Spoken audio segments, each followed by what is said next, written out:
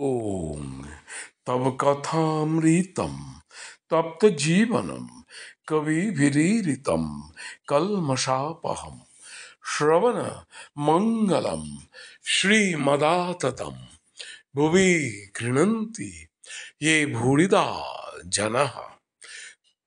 শ্রীমা কথিত শ্রী শ্রীরামকৃষ্ণ কথামৃত পাঠ। শ্রীযুক্ত বিজয়কৃষ্ণ গোস্বামী ও অন্যান্য ভক্তের প্রতি উপদেশ।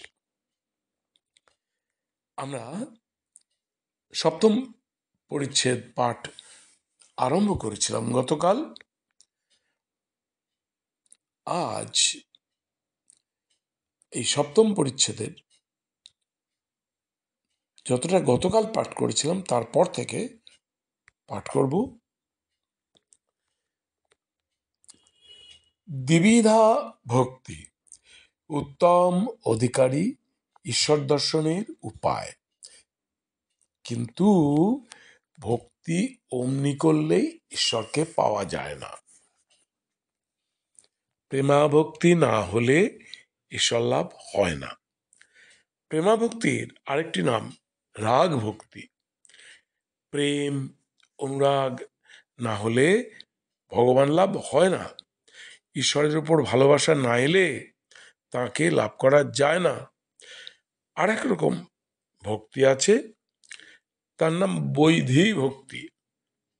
এত জপ করতে হবে, উপোস করতে হবে, তীর্থে যেতে হবে, এত উপচারে পূজা করতে হবে, এতগুলি বলিদান দিতে হবে, এসব বৈধী ভক্তি।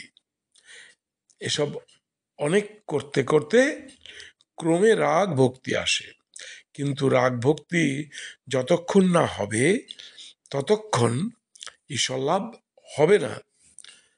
তাঁর উপর ভালোবাসা চাই, সংসার বুদ্ধি একেবারে চলে যাবে, আর তাঁর উপরে 16 আনা মন হবে, তবে তাকে পাবে। কিন্তু কারু কারু রাগ ভক্তি আপনা আপনি হয়, স্বতঃসিদ্ধ, ছেলেবেলা থেকেই আছে। ছেলেবেলা থেকেই ঈশ্বরের জন্য কাঁদে, যেমন প্রহ্লাদ। বিধিবাদীয় ভক্তি যেমন হাওয়া পাবে বলে পাখা করা, হাওয়ার জন্য পাখার দরকার।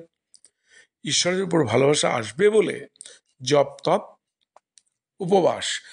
কিন্তু যদি দক্ষিণে হাওয়া আপনি আপনি বয়, পাখাখানা লোকে ফেলে দেয়। ঈশ্বরের উপর অনুরাগ প্রেম আপনি এলে, যদি আপনি আসে, আপনি এলে জপাদি কর্ম ত্যাগ হয়ে যায়। হরি প্রেমে মাতোয়ারা হলে বৈদিক কর্ম কে করবে?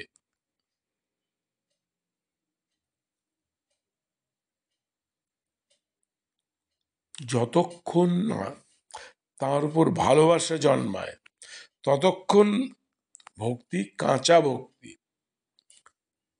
তার উপর ভালোবাসা এলে তখন সেই ভক্তির নাম পাকা ভক্তি। যার কাঁচা ভক্তি সে ঈশ্বরের কথা উপদেশ ধারণা করতে পারে না। পাকা ভক্তি হলে ধারণা করতে পারে। ফটোগ্রাফের কাচে যদি কালি, সিলভার নাইট্রেট মাখানো থাকে তাহলে যা ছবি পড়ে তা রয়ে যায়।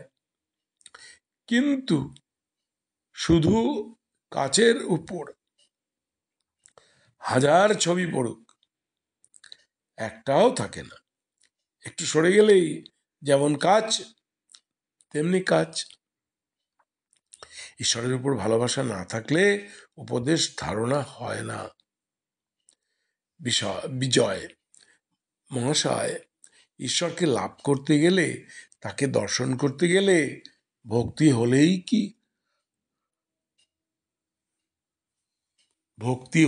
কি হবে? ভক্তি হলেই হয়? শ্রীরামকৃষ্ণ। হ্যাঁ, ভক্তির দ্বারাই তাকে দর্শন হয়, কিন্তু পাকা ভক্তি, প্রেমা ভক্তি, রাগ ভক্তি চাই।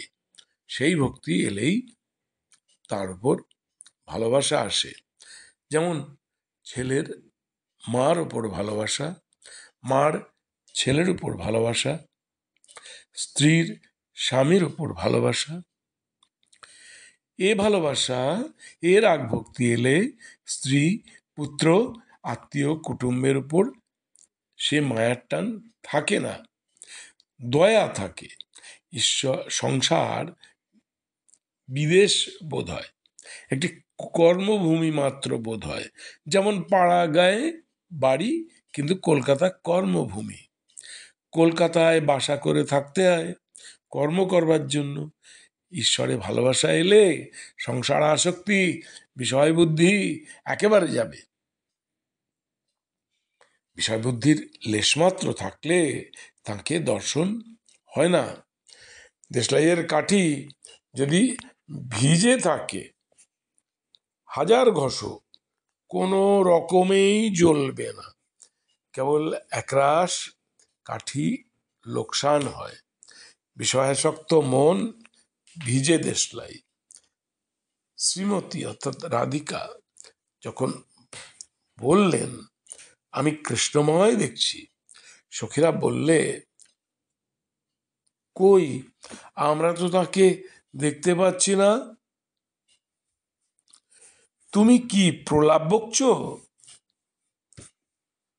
শ্রীমতী বললেন, সখী, অনুরাগ অঞ্জন চক্ষে মাখো, তাকে দেখতে পাবে বিজয়ের প্রতি। তোমাদের ব্রাহ্ম সমাজেরই গানে আছে, প্রভু বিনা অনুরাগ করে যা যজ্ঞ যাগ তোমারে কি যায় জানা।